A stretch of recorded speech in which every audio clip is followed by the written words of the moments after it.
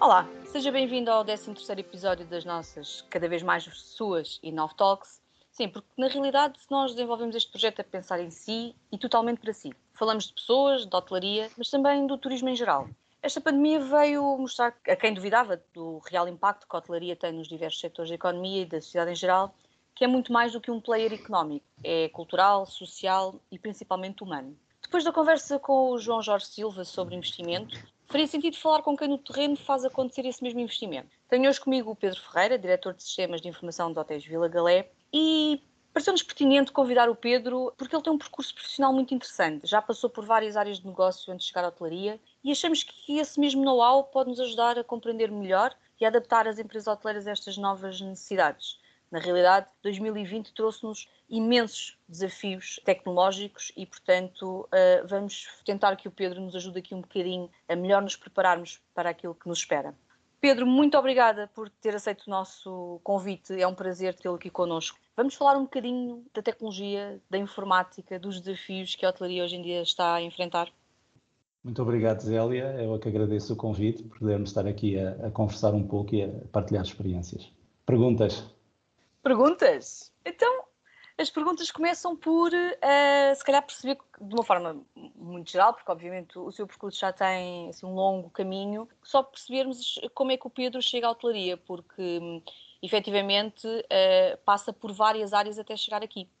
Certo, eu chego à hotelaria ao fim de muitos anos de consultoria, em que passei por vários mercados, por vários negócios e indústrias, banca, administração pública, sobretudo telcos, e achei, quando o convite me foi endereçado para trabalhar nesta área da hotelaria, achei que era um desafio muito interessante, numa altura também muito interessante, e numa área onde não tinha conhecimento profundo, mas seguramente que o conhecimento que trazia de trás, pelo menos grande parte dele, poder-se aplicar nesta área. Para quem não sabe, as telcos são as telecomunicações, não é? Estamos a falar das grandes Certo. empresas ligadas às telecomunicações. Vamos ter que ter aqui algum cuidado, se calhar, utilizar alguns termos, Muito bem. porque temos certamente na audiência pessoas que não estão tão familiarizadas com a tecnologia, que vêm de outros departamentos, e vamos tentar esclarecê-los o máximo possível, porque efetivamente em 2020 isto mudou completamente a forma de trabalhar, não é? E portanto as pessoas têm mesmo que fazer esta evolução tecnológica, esta transformação digital, não é? Pedro, então, passando pela saúde, passando pela consultoria de outras áreas de negócio, pelas telecomunicações, pela banca, estamos a falar de áreas de negócio tradicionalmente mais, não queria utilizar o termo, mas de repente não me ocorre mais nenhum, mais evoluídas. As pessoas têm um mindset um bocadinho mais formatado para o benefício que a tecnologia traz às operações. Zélia, eu não lhe chamaria mentalidades tecnologicamente mais evoluídas, mas são negócios onde, fruto da necessidade e do próprio caráter do negócio, a tecnologia tem um papel, desde há mais tempo, um papel muito central naquilo que é feito. Voltando aqui a este exemplo, por exemplo, das telecomunicações, as telecomunicações têm por base um sistema que é totalmente tecnológico e, portanto, são negócios e são indústrias onde desde há muito que se aposta na tecnologia, porque é incontornável.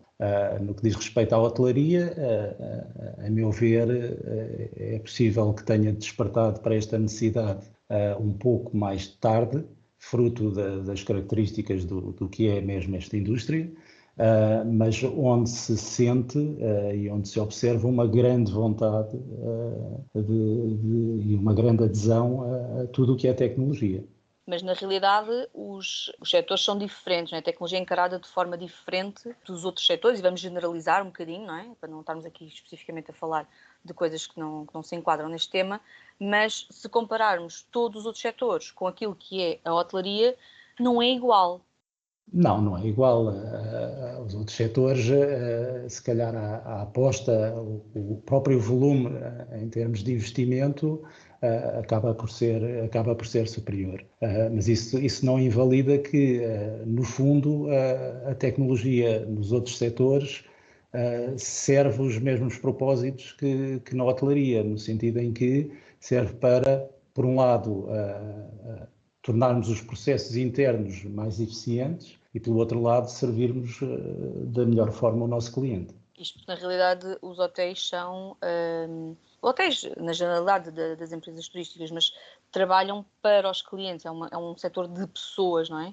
E, portanto, acabamos, se calhar, por nos concentrar muito mais nessa parte do que depois, propriamente, na tecnologia. Mas eu acho que, lá está, voltamos um bocadinho sempre a 2020 por tudo aquilo que aconteceu, mas que acho que é um bom exemplo, vem-nos mostrar que há mais por explorar. Portanto, podemos utilizar a tecnologia para tornar as nossas operações mais eficazes, mais eficientes e tirarmos um maior partido delas. É verdade, e da nossa parte, da parte do Grupo Vila Galé, tem sido uma aposta que nós temos vindo a fazer de há uns anos a esta parte. Por um lado, internamente, junto dos nossos colaboradores, tentando providenciar, em termos tecnológicos, tudo aquilo que é necessário para que o trabalho seja feito da forma mais eficiente possível. Nós temos, por exemplo, uma iniciativa que já vem a decorrer há uns anos esta parte, que consiste em mobilidade. Por que razão? Ou no fundo, tentarmos nos afastar um pouco de uma lógica de que quem trabalha numa determinada área do hotel, seja economato, back-office, recepção, se calhar a recepção até acaba por ser um pouco a exceção, áreas mais técnicas, para que quem trabalha nessas áreas não precise de estar vinculado a um determinado espaço do hotel, onde só nesse espaço é que tem condições para desenvolver o seu trabalho. Nomeadamente, sempre que pensamos no reforço, por exemplo, do Wi-Fi para os clientes, que é uma necessidade que cada vez é mais requisitada, também pensamos nesse reforço para as áreas de trabalho. Porquê? Para que qualquer pessoa possa fazer uma reunião, levar o seu computador, poder dispor das condições todas. Isso ajudou-nos imenso no contexto atual, por exemplo, em que, infelizmente, foi necessário que um conjunto de pessoas continuassem a realizar o seu trabalho já de uma forma não tão presente e já mais remota. Isso facilitou-nos imenso fazer esta transição para um modelo de trabalho à distância, porque as condições em termos tecnológicas já estavam e as pessoas já estavam na posse. Foi mais fácil fazer esta transição, possibilitou que fosse mais rápida e também com menos impacto, não é? Muito mais rápida e com um impacto financeiro também muito mais reduzido, uma vez que o investimento já vinha a ser feito e diluído nos últimos anos. Mas, sobretudo, o elemento de rapidez. Claro, porque na realidade aquilo foi quase que como uma bomba que nos caiu em cima e que tivemos que agir muito rapidamente, não é? E, portanto, também tornou tudo muito mais rápido mesmo na operação e na mobilização das pessoas. Mas a questão tecnológica não adota só esta questão de mobilidade. Acabamos por também ter aqui uma vantagem ou um objetivo de sustentabilidade, não é? Portanto, cada vez mais nós estamos a evitar papel. E também, na conjuntura atual, uma questão de saúde pública, não é? A questão de permitir-nos um maior distanciamento, não só entre os colaboradores, entre si, mas também com os próprios clientes. Certo, é um facto. E nesse aspecto, o trabalho remoto e a desmaterialização dos processos, por assim dizer, facilita muito que cada um continue a ser produtivo, ainda que não estejamos fisicamente lado a lado. Pedro, pela experiência que tem da desmaterialização de processos, o que é que nós podemos partilhar, que sugestões ou que conselhos é que podemos dar a quem nos está a ouvir para tentar implementar estes processos? Ou seja, como é que eles podem avaliar que processos é que se podem desmaterializar e como é que os podem depois implementar? Passa sempre por um processo de reflexão e olhar para o que estamos a fazer e de que forma é que estamos a fazer. Nomeadamente, e se falarmos, ou se nos afastarmos um bocadinho do que são as administrações e pensarmos um pouco como é que podemos apresentar este tipo de propostas às nossas administrações, eventualmente poderá passar sempre por uma lógica de redução de custo, não é? Porque acaba sempre qualquer processo de desmaterialização, se for bem pensado e se for razoável, acaba sempre por ter essa vertente que ela acaba por permitir a médio prazo a reduzir custos. No nosso caso, nós já tínhamos algum trabalho adiantado, portanto, muitos dos processos que nós temos, workflows internos de documentação, já estavam desmaterializados. Faltava-nos, sobretudo, olhar para aquilo que acontecia em termos de operação mais próximo do cliente e, nomeadamente, um dos trabalhos que fizemos foi olhar o que é que nós tínhamos, por exemplo, nos quartos à disposição dos clientes, que estivessem em formato mais físico, seja ele, neste caso era papel, sejam eles os diretórios, sejam eles cartas, sejam toda uma série de informação que era disponibilizada ao cliente num formato mais físico. De que forma é que nós podíamos, tirando também proveito do facto de que os clientes, o perfil dos clientes também tem vindo a tornar-se cada vez mais tecnológico, de que forma é que nós podíamos continuar a transmitir-lhes essa mesma informação sem comprometer os conteúdos e sem causar dificuldades ao cliente, antes pelo contrário, facilitando-lhe a vida. Sabendo que hoje em dia a grande maioria de nós se faz deslocar com smartphones, tablets, portáteis. No fundo, todos nós já temos um suporte para poder consultar essa informação. Trata-se apenas de que forma é que nós conseguimos fazê-la chegar de forma simples, de forma direta, sem penalizar o cliente e levando a que o cliente prefira ele mesmo consultar a informação por essa via. Não sei se o Pedro tem algum feedback da parte dos clientes dessa receptividade, dessa desmaterialização, ou se ainda estão muito presos já ao contacto físico, ao papel, às brochuras, àquilo que era o mais tradicional e que hoje em dia se tem vindo a mudar um pouco. É um equilíbrio que se tem de encontrar. Obviamente que há clientes que preferem consultar a informação tal formato mais físico, inclusive para a operação do hotel. Há circunstâncias em que é mais simples fazer chegar essa informação, mas acaba por ser um caminho que é incontornável, porque cada vez mais nós acedemos à informação por uma via digital e cada vez isso se torna mais simples para cada vez mais pessoas e acaba por ser o caminho mais eficiente para lhes passar. Eu acho que quem nos está a ouvir estará-se a perguntar, bom, então tenho que continuar a fazer as duas coisas. Tenho que continuar a investir, e quando eu falo aqui neste investimento, não estou só a falar no financeiro, mas também no tempo, não é? De fazer as coisas e de operacionalizar tudo, mas os hotéis têm que continuar a fazer das duas maneiras, não é? Ou não?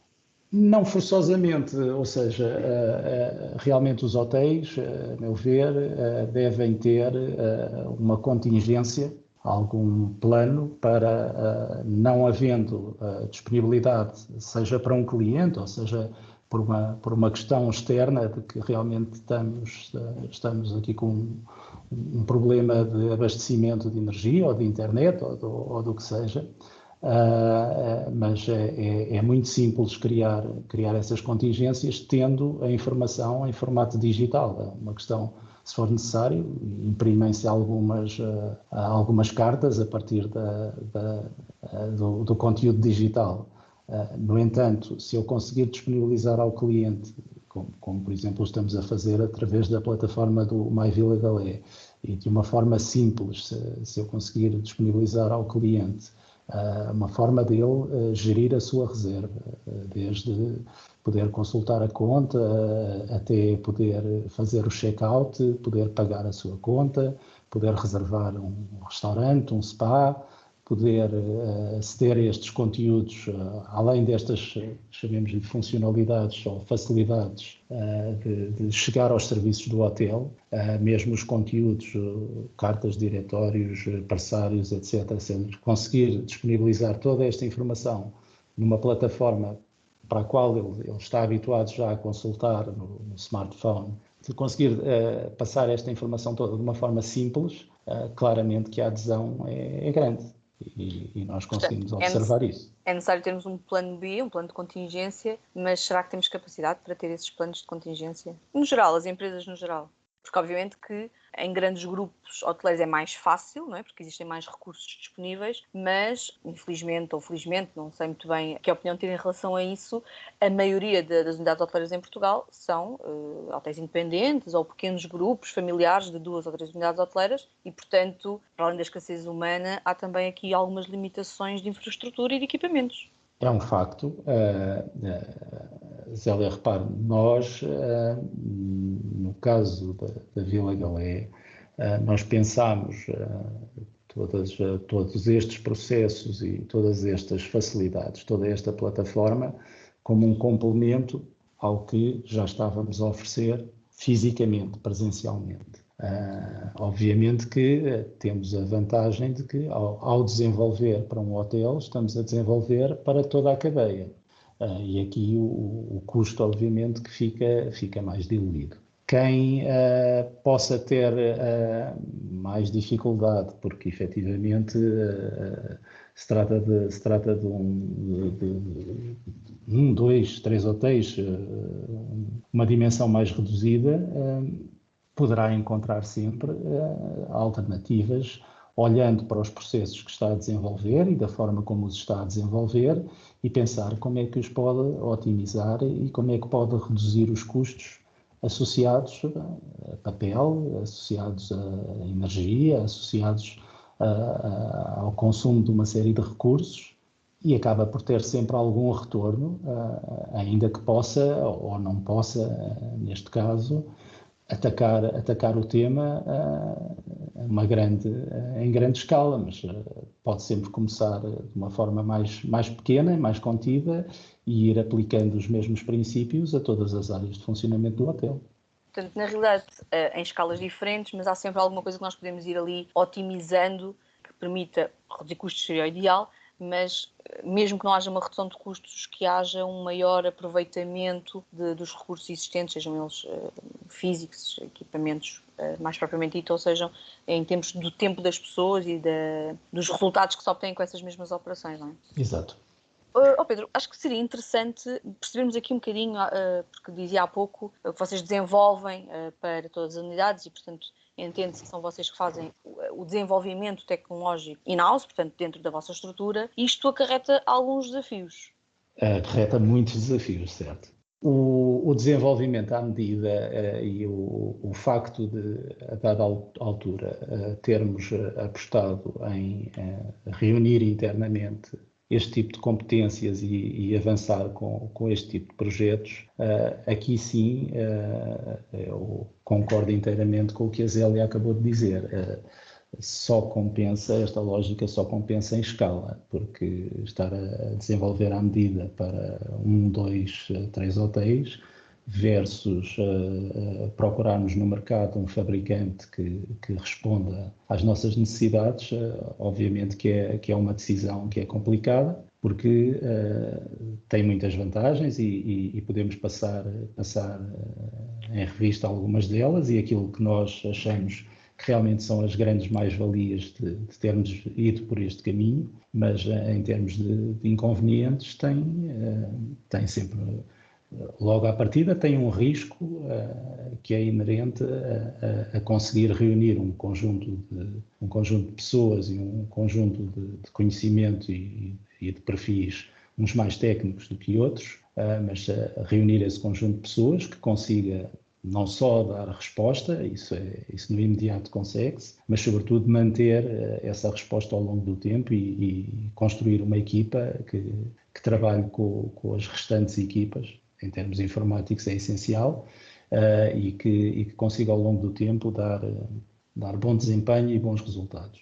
Outro dos riscos, sobretudo, quem possa operar em mais do que uma geografia, prende-se com especificidades com as quais nós também temos de conviver e obriga sobretudo a que quem está do lado da informática tenha um perfil capaz de ir atrás do negócio e trabalhar com o negócio de forma a que sejam encontradas as melhores soluções. Relativamente às vantagens, Aquilo que a nós mais nos agrada é sobretudo não estarmos dependentes de um roadmap de um fabricante. Temos o nosso roadmap para aquilo que são as nossas prioridades. Muitas vezes elas têm de ser ajustadas, como é agora o caso, dada a conjuntura em que vivemos, mas muitas vezes os nossos planos têm de ser ajustados e aqui temos a flexibilidade de apostar nas áreas em que mais precisamos, quando mais precisamos, e também é uma boa forma de garantirmos alguma uniformização de processos. Quando nós temos uma equipa que está a desenvolver uma determinada funcionalidade, um determinado módulo, seja de compras, seja de reservas, seja de que área for, conseguimos, através do que está a ser desenvolvido, criar uma uniformização de processos em todo o grupo. Isto basicamente é como nós irmos a um alfaiate, é a diferença entre irmos a um alfaiate fazer um fato à medida ou irmos a uma loja comprar um produto já feito, não é? E, portanto, não significa com isto que não haja soluções no mercado que consigam corresponder às necessidades das unidades hoteleiras, não é? Isto para dizer o quê? Que, tirando os grandes grupos que possam ter essa capacidade, os outros não têm. Que recomendações é que Pedro nos pode dar para quando vamos ao mercado procurar soluções tecnológicas? O que é que deveríamos ter em consideração? O que é que são, no fundo, mais-valias ou ameaças, chamemos-lhe assim, que deveríamos ter em conta quando vamos ao mercado à procura de soluções tecnológicas, sejam elas compras, sejam elas de comunicação com o cliente ou de gestão interna? Como é que nós escolhemos? Porque, na realidade, nós chegamos ao mercado e temos duas soluções que, teoricamente, servem para o mesmo efeito e temos que escolher uma. Zé, eu vou dar o exemplo da forma como nós escolhemos as soluções que mais gostamos ou que achamos que melhor se enquadram com as nossas necessidades. Obviamente que a nível da própria gestão do negócio, como somos nós que a estamos a desenvolver em termos informáticos, não é aí que eu vou dar a minha experiência, porque a minha experiência está mais do lado de desenvolver o que é necessário. Mas nas raras áreas onde nós estamos ligados a fabricantes ou a plataformas externas, tipicamente o que nós fazemos primeiro é olhar a nível de quais é que são, a nível funcional, que operações ou que funcionalidades é que estão disponíveis em cada um dos softwares que procuramos. Verificamos, sobretudo, quão bem ou quão mal é que cada uma dessas plataformas se poderá adaptar à forma como nós fazemos o negócio. Eu posso ter dois fabricantes que me estão a oferecer o mesmo tipo de produto, mas se um deles me obrigar a rever totalmente a forma como eu estou a trabalhar e eu considerar que a forma como estou a trabalhar até é a que é mais vantajosa para o meu negócio, obviamente que eu vou tentar explorar aquela ferramenta que seja menos disruptiva para os meus processos. Portanto, o ideal é nós tentarmos encontrar soluções que não nos obriguem a uma reestruturação muito profunda naquilo que já são os nossos processos, não é? Portanto, convém que se adapte ao que nós já temos, não é? A menos que o objetivo seja mesmo a mudança. Às vezes acontece. Portanto, essa é a perspectiva mais na ótica do utilizador, não é? Portanto, tentarmos que não haja grandes impactos na forma como nós operamos o nosso negócio. Mas depois a outra parte que normalmente os hoteleiros não têm tanto conhecimento e, portanto, desconhecem, que tem a ver com base de dados, fiabilidade, segurança, porque estamos a trabalhar com plataformas, na sua maioria, conectadas com outras, online, e, portanto, há aqui uma série de cuidados que nós devemos ter em consideração quando estamos a escolher uma tecnologia. Ou seja, não é suficiente olharmos para essa componente de utilização, fazer aquilo que eu preciso, preço, que é sempre importante, mas temos que ter outro tipo de preocupações também na escolha das nossas tecnologias. Zélia, aqui o que eu lhe posso dar é a experiência que nós temos e sobretudo a nossa experiência de evolução nesta área que estamos aqui a abordar, que é a área da segurança. A forma como nós, as dificuldades que encontramos e a forma como nós reagimos para chegar ao que temos hoje, que não será perfeito, mas que é uma grande evolução face ao ponto em que começamos. Nós, quando começámos este desenvolvimento daquilo que é a nossa plataforma de gestão, o nosso ERP, ele sempre foi, por natureza, uma plataforma aberta, no sentido em que era uma plataforma, era e é uma plataforma web, mas que esteve durante muitos anos fechada à nossa rede interna, chamemos-lhe assim, e, portanto, só quem de dentro da nossa rede podia aceder à aplicação. A dada altura, e é inevitável, e é das grandes mais-valias das plataformas tecnológicas, é a capacidade de integração e de interface com outras. E a dada altura, obviamente, que por necessidade de integração com plataformas externas, foi necessário criar uma série de interfaces de canais de comunicação com o exterior.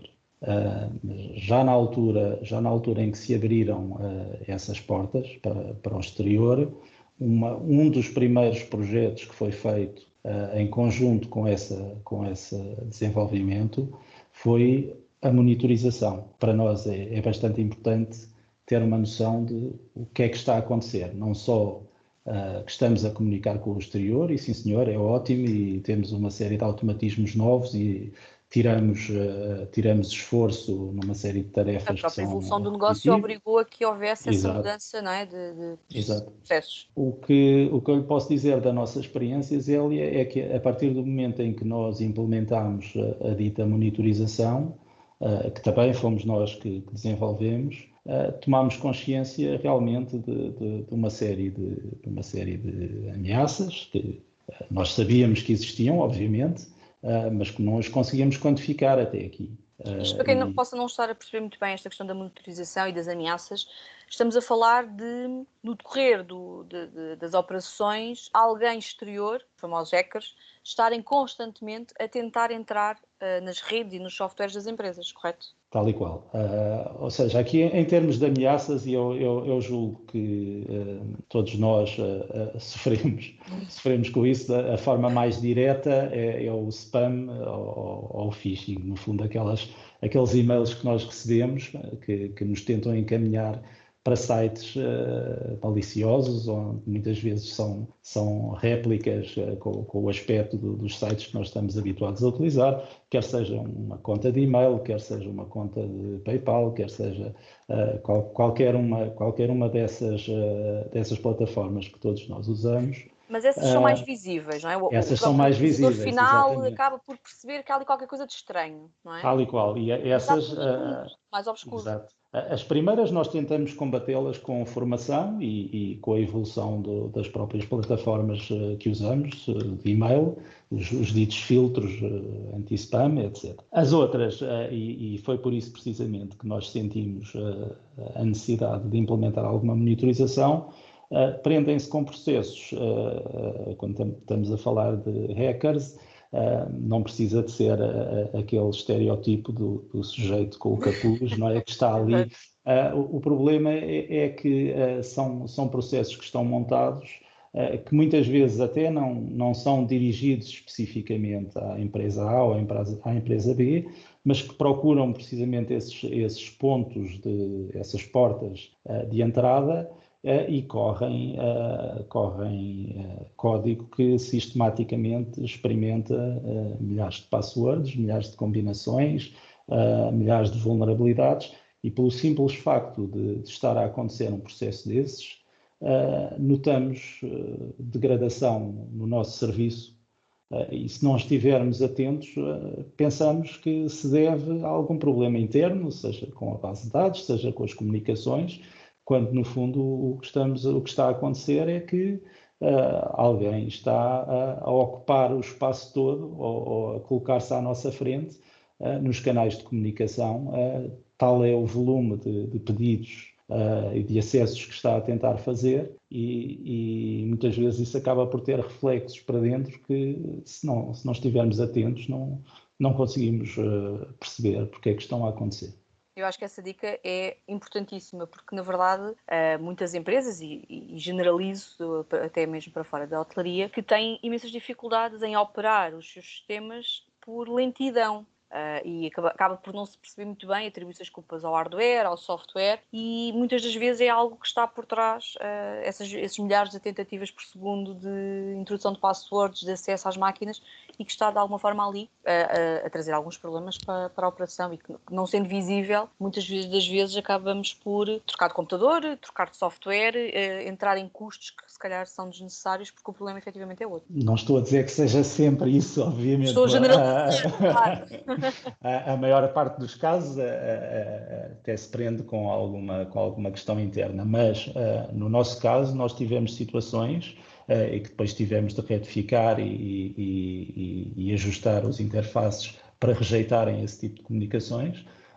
Mas no nosso caso, nós tivemos situações em que realmente a lentidão e alguma dificuldade no acesso se devia a esses agentes externos estarem constantemente a bombardear-nos com tentativas de acesso, que ainda que possam ser mal sucedidas, mas que trazem sempre impacto na performance. Se calhar vou fazer aqui, aproveito que estamos a falar dessa questão das ameaças, para tocarmos aqui num tema que eu acho que é bastante sensível, mas de muito interesse. Acho que existem no mercado imensas empresas que não têm a real noção do impacto que pode ter eles conseguirem entrar e, portanto, os danos que podem causar numa estrutura empresarial, e a pedir que, se calhar, daquilo que é o seu know-how, o seu percurso profissional, que desse aqui algum conselho ou que alertasse para o real impacto de alguém entrar nos nossos sistemas. Portanto, alguém descobriu o password numa dessas tentativas e encriptou, apagou, fez desaparecer toda a informação de uma empresa. Infelizmente, é aquele tipo de situações que nós evitamos pensar nelas, mas efetivamente esse risco, e acontecem, esse risco existe, e é preferível fazer tudo aquilo que está ao nosso alcance e aquilo que nós podemos fazer para minimizar esse risco, sendo que esse risco existe sempre, por muito segura que a casa esteja, há sempre o risco e nunca devemos dormir ou achar que porque estamos a usar o produto A, o produto B ou porque estamos a desenvolver à medida que estamos completamente isentos do risco. Basta olhar às notícias, nós temos visto que tem acontecido com os maiores. Não é? Exatamente, grandes cadeias internacionais que foram atacadas. Tem acontecido com os maiores e, sobretudo, quanto maiores são, mais dirigido muitas vezes a informação é mais interessante e mais valiosa. Portanto. Exatamente. Agora, o risco é grande, começa logo por ser a nível de imagem. A nível de imagem é uma circunstância que causa logo um grande rombo. Depois há o risco real de que realmente quem acedeu tenha por objetivo estragar, tenha por objetivo encriptar e exigir o resgate, não é? O muito falado ransomware, e que deve haver pelo menos um plano de contingência para que, se a pior situação se verificar, pelo menos se consigam restabelecer o funcionamento e os sistemas de forma expedita. Já em relação aos dados propriamente ditos que nós dispomos na hotelaria... Que são duplamente perigosos, não é? Porque são duplamente sensíveis. Não só a gestão da empresa, não é? Portanto, a sua faturação, toda a sua estratégia, tudo aquilo que é a gestão empresarial, mas os dados dos clientes, que são dados pessoais e sensíveis, nomeadamente documentos de identificação e cartões de crédito, não é? Porque hoje em dia, sei lá, arriscaria dizer que pelo menos 90% das reservas acabam por ser garantidas por cartão de crédito e, portanto, essa informação está lá, está disponível e é um risco. Zélia, nós quando fizemos a certificação PCI, o que é a certificação PCI já agora, para não estar a ser demasiado técnica, a certificação PCI passa por ser um processo que ele surge das grandes empresas financeiras, Visas, Mastercards, etc., que lidam com informação financeira, e é uma forma de darem às empresas uma ferramenta e um conjunto de ferramentas e processos para que as empresas possam olhar para a forma como estão a lidar com esta informação e reverem de forma a ficarem compliantes com aquilo que são as melhores práticas. A dada altura, nós arrancámos com esse processo, que entretanto já há muito se concluiu, mas quando arrancámos com esse processo, foi interessante perceber por um lado, o que é que ainda faltava, o que é que ainda podia ser feito. E, pelo outro lado, a forma como acabámos por abordar o tema, que me parece que foi uma forma bastante eficaz, foi descentralizarmos, recorrermos a plataformas externas para gerir, por exemplo, tudo o que é pagamentos por cartão. Deixámos de ter informação de cartões de crédito dos nossos clientes e passámos a fazê-lo através de plataformas externas, também elas compliantes com essa norma PCI, que acabou por ser uma forma de gerir o risco, tirarmos o risco do nosso lado e partilharmos com um parceiro que é especializado nesse tipo de transações e, por outro lado, facilitou muito a compliance no meio do processo, porque a partir do momento em que se começam a usar esse tipo de plataformas, deixamos que seja necessário que o nosso processo seja auditado, porque já foi por via de outra entidade, não é? Claro, isso faz a linkagem àquilo que estávamos a falar há pouco, de que quando estamos a escolher tecnologia, sejam eles softwares ou parceiros, também temos que ter esse tipo de preocupações, não é? O cumprimento de obrigações legais, a segurança nos processos, por forma a que depois as consequências não sejam drásticas, não é? Porque, na realidade, se fizermos uma escolha errada, comprometa segurança de dados, sabemos perfeitamente, agora com o nosso querido regulamento europeu, as multas são elevadíssimas no que toca a esta questão da proteção de dados, não é? Sim, há pouco, quando estávamos a falar das intenções de eventuais agentes maliciosos, e o facto de que realmente, além da questão da imagem e além da questão dos dados de pagamento, existe também toda a informação pessoal dos clientes. E o RGPD, portanto, o regulamento que estamos aqui a falar de proteção de dados, a meu ver, se calhar o que de melhor trouxe para cima da mesa foi a consciencialização que realmente estamos a falar de informação que é importante, que é sensível, não precisa de ser só financeira, não precisa de ser só médica, os próprios dados pessoais, uma reserva, saber que determinada pessoa esteve connosco num determinado período ou vai estar, tem valor e deve ser salvaguardada dentro daquilo que é a privacidade de cada um.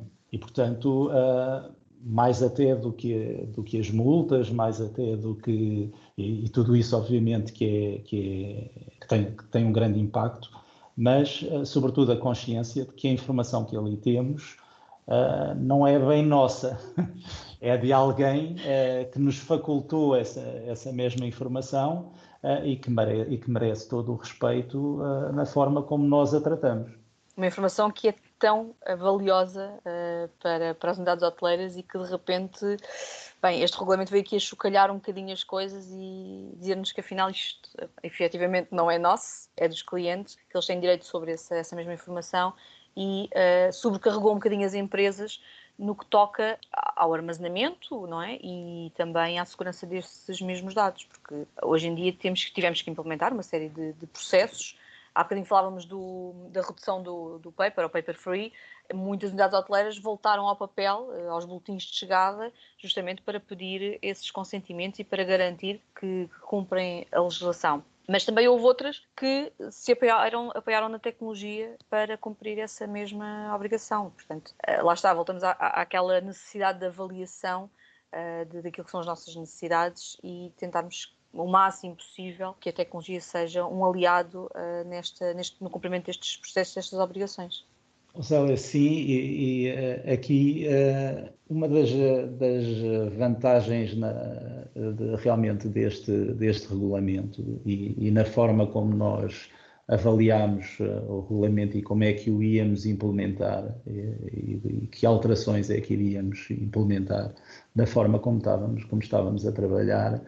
Uma das apostas que nós fizemos foi em perceber se realmente toda a informação que estávamos a recolher sobre os clientes, independentemente do consentimento, porque isso obviamente que foi salvaguardado e essa recolha só é feita mediante autorização.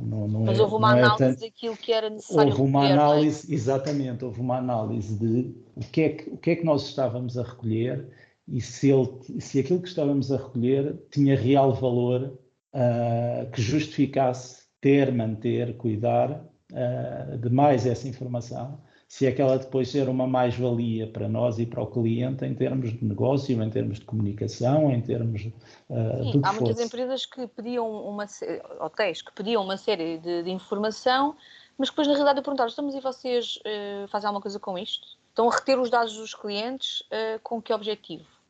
Mas na realidade há uma série de informação e posso dar, por exemplo, sei lá, a morada do cliente. Hoje em dia ninguém manda cartas aos clientes, não é? A questão de enviar postais de Natal ou postais de aniversário já lá vai. Portanto, para que é que nós estamos a pedir a morada do cliente se não é um dado obrigatório em termos de registro de hóspedes, não é? De comunicação ao CEF?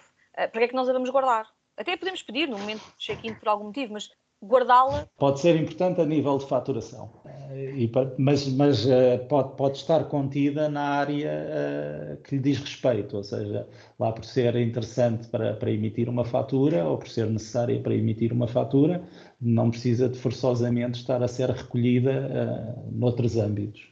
Mas aqui sobretudo, e para concluir aquilo que estava a dizer há pouco, toda a informação e um dos primeiros processos que levámos a cabo foi analisar o que é que tínhamos que não estava a ser devidamente explorado. Um dos primeiros trabalhos que fizemos foi eliminar toda essa informação excedente, mais uma vez para reduzir quer o risco, quer o esforço de manter todos esses dados que na prática não tinham valor para nós. Eu se calhar agarrava nesse comentário para lançar aqui a questão da qualidade dos dados, não é? A famosa data quality. Porque nós andamos aqui há anos a acumular cardexes de clientes que depois, na realidade, não existe uma cultura de pesquisar histórico de cliente, anexar o mesmo número de ficha, e quando damos por isso, temos 10 fichas de clientes para o mesmo cliente, algumas com uns dados, outros com outros, alguns com dados diferentes, porque entretanto se calhar o cliente mudou de e-mail ou mudou de número de telefone e portanto temos uma nova ficha de cliente com outros dados que já não é igual à que tínhamos anteriormente, e isto acaba por ser um desafio, não é? Como é que nós gerimos estas questões e que tipo de problemas é que isto pode trazer? Conheça a resposta a esta questão na próxima quarta-feira, em que continuaremos a conversa com o Pedro. Até lá, acompanhe-nos e fale-nos dos seus desafios em @inovetalks no Instagram ou através do e-mail inovetalks@itbase.pt. Mais uma vez, obrigada por estar desse lado. Até para a semana.